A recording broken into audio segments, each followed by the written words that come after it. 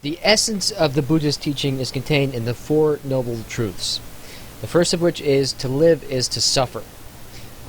Buddhism is often regarded as a very pessimistic religion because this idea that life is suffering is at the center of its philosophy.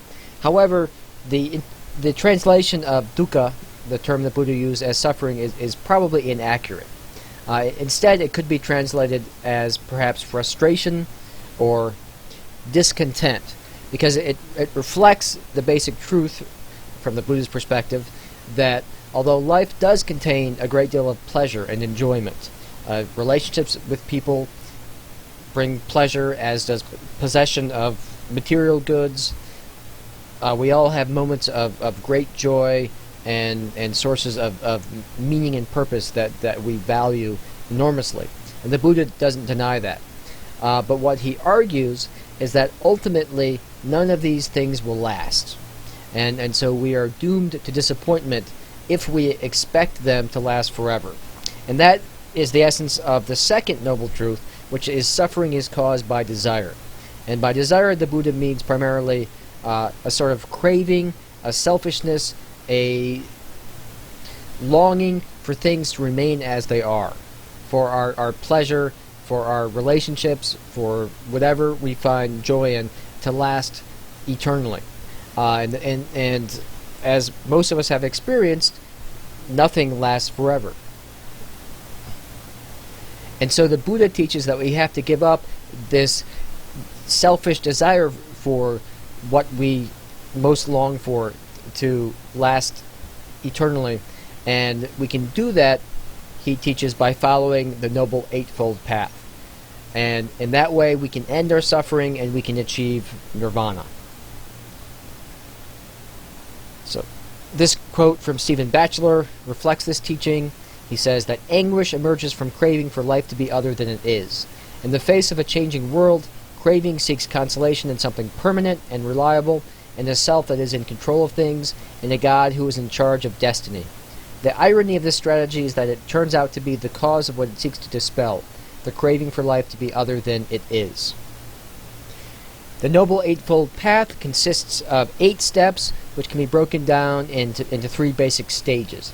The first 2, right view and right intention, involve the cultivation of wisdom, an understanding of the true nature of reality, and an acceptance of the Buddha's teachings, the Four Noble Truths.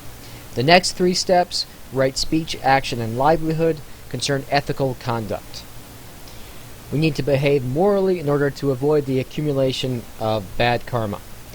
The final 3 steps, right effort, mindfulness, and concentration, refer to the kind of mental and spiritual development which is necessary to become enlightened and to end the craving, to end the suffering, which enables us to achieve nirvana. So someone who achieves nirvana, for Theravada Buddhists, is known as an arhat, which is roughly translated as a saint.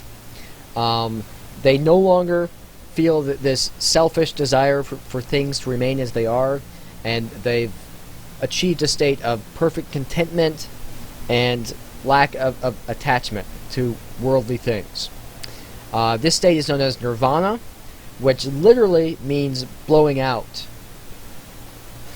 and which the Buddha referred to in many places in his teachings, but never defined exactly, probably because it cannot be precisely defined.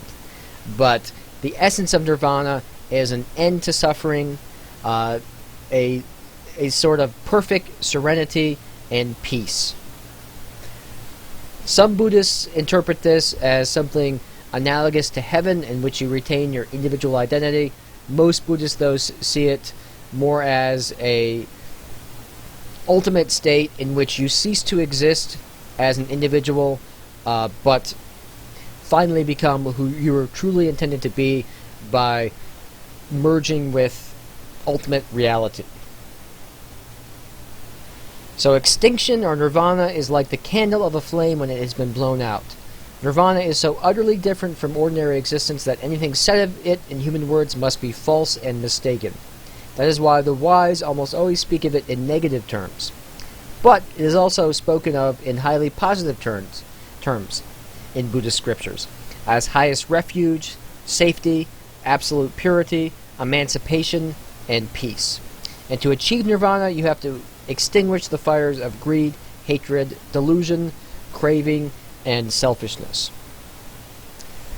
Buddhism does include the idea of hells, and Buddhists believe that if you live an awful life in which you're completely immoral and cruel and inflict all kinds of suffering on other sentient beings, then you may be sent to hell.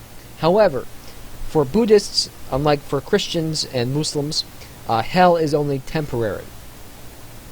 It's similar to the Catholic idea of purgatory, that you suffer for a period in which all of your bad karma is burned off, then you're reborn on the earthly plane and have another opportunity to get it right. Ultimately, most Buddhists believe all sentient beings will be saved. Everyone will achieve enlightenment, and no individual will be left behind or denied